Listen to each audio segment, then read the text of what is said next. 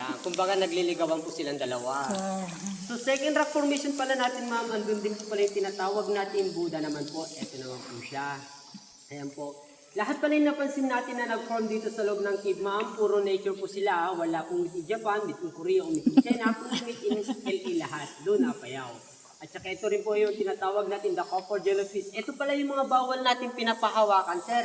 Lalong-lalo na po yung mga kumikinang tulad po nito. Kasi po yung kamay natin may kusang lumalabas po na natural fluid, yung po yung acid. O, yan. At saka magiging brown tulad po nito. At saka yun naman po yung the biggest mushroom. Pag nag-meet naman daw po ma'am sir yung stalagmite and then stalactite natin dito, yan na din daw po yung tinatawag natin itinadhana na po silang dalawa. Mag-meet din po yan balang araw, mapasa na all na lang. At saka dun sa taas, last supper naman po nandun po. Yan naman po siya. Ay, ganda. Ma'am, ito naman po yung parang imahe naman po ni Mama Mary dito. Ito naman po siya. Parang Palawan din siya. Madaming nagsasabi po ma'am, kahit di pa ako nakapunta doon. Pero yung Ganito din yun sa Palawan. Ang ganda. ma'am, okay lang tumingin tayo sa taas sir, pero Ala, please unta. lang, don't open your mouth. Ayun na po sila. Okay lang tumingala. Pag may napatak na malamig sa inyo dito ma'am, don't worry, that's sa holy water. Pero kung hindi ka pinapatak na tubig, medyo kabahan po tayo, hindi na po ng panitin sir. Kung kulay yelo naman pinapunta sa ilong nyo, tahimik na lang daw, tapos hawakan nyo, pwede nyo pong ikir sa katabi nyo po ma'am. Tain na po yung pagmalambo. At saka ito naman po yung babaeng nakatuwad dito, kaso bilbilan, pasensya kung may matamaan. Ito yung katawan niya, opo, nakatuwad po siya ma'am, naka-side view. Ito yung buhok niya, pababa. Pero kahit ganito yung katawan nito ma'am, mayaman to sumunod sa uso, rebanded po yung buhok niya. Opo. At dahil forsa nyo pala napupunta dito ma'am, kaya rin din po pala natin tinawag na Lusog Cave, dahil pala dito. Lusog kasi po, Ilocano term po namin yon. Another word sa Ilocano about sa Tagalog, butas na po siya ma'am. Pag pinaginalo mo po yung butas at saka yung cave, butas na cave po talaga yung sa Tagalog po ma'am. Ah, lusok is Lusog butas. cave po sa Ilocano. Okay. So ito naman po pala yung mga naganong bats natin. Karaniwan talaga po na naki-stay dito, yung tinatawag natin insect bat at saka yung bird nest po, ma'am. Yung binebenta yung pugad nila, ma'am, yun talaga yung naki-stay dito. Ala po, kahit isa po dito na tinatawag na fruit bats, wala po, ma'am. At saka ito yung pinaka-design ng boat ride natin, ma'am. Mas maganda na po yung cave na may katapusan, ma'am, kaysa yung pagmamahal na may katapusan po. Eh, dito po tayo ikot. Balikalalim na po pala dito, medyo more than 30 feet na po pala dito, banda po, ma'am. 36 feet. Yes, ma'am. Pero meron pa yan doon, diretsyo. Alaala po, ma'am, dead na, ma'am. Kumbaga na talaga yan. Opo, ma'am. Kumbaga, ma'am, nag-underground lang po yung tubig natin, kaya po siya malalim.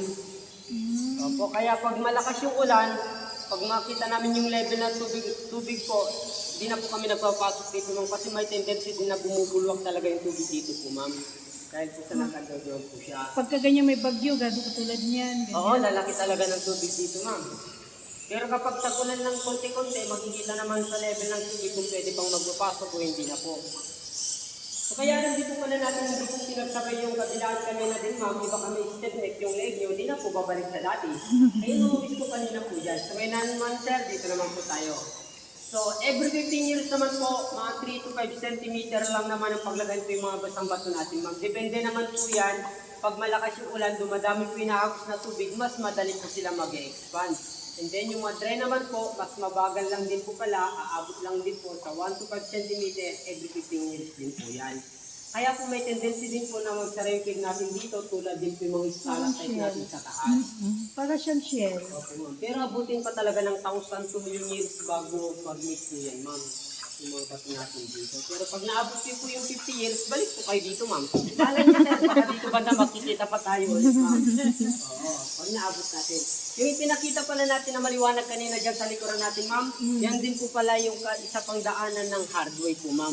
Meron siyang mga 15 meters po na pababa po, semi-rappel po yun. Opo. Different sizes mushroom, ayun naman po, ma'am. Yan yung mga different sizes mushroom natin dito na hindi po lang po nabuka. At saka doon naman po banda, ayun naman po yung isa pang daanan pa ng hardway. Sa pinakabangin po dyan, yan yung ina-accept namin, ma'am, papunta po doon. Mag-limit din po yan, tulad po nito, ma'am, itinadhana na po silang dalawa. Opo. Dito talaga sa boat ride, bihira ka lang makakita ng mga pinagtagpo dito. Pero kapag umakyat ka na dyan, ma'am, madami na po talagang pinagtagpo at saka itinadhana na din po, ma'am. Oo. parang tao din po yan. At saka naalala niyo ba yung pinakamalaking buhay sa Pilipinas po? Si Lolong. Opo. Meron naman po tayong rock formation dito na parang buhaya. Kumbaga po ma'am, ito naman po yung katawan niya, nagnas na po siya. Pero yung ulo, di pa nagnas. Ito lang naman po yung ulo. Pero siyang mata, at saka bibig naman po dito. Ayan, And then, yung ano niya. yung mga anak, yung mga nanay ng palaka po, nandito naman po siya. Kaya po namatay dahil po hindi po tumalon yung palaka. Tapos yung mga baby ay naman po, isinip din naman po doon, patong-patong doon. At ma'am, ito rin po pala yung tinatawag natin broccoli at cauliflower. Hindi lang po sa Baguio meron, pati rin dito. Sila. Broccoli. At sa baba naman po nito, one eye octopus, dry pusit naman po nasa taas niya, ma'am. Dried pusit. Ma'am. At saka huling makikita natin dito, ma'am, tingin lang kayo sa bungad, kabayong nakabaliktad, ayun po nandun po, ma'am. Sa baba ng Saan pinong banda? natin doon, ma'am. Ayan. At saka, ma'am, Ah, bababa ito. muna tayo dito para makapag-picture muna po kayo, ma'am. Okay. Ma'am, okay lang ba tanggalin mo yung shoes mo?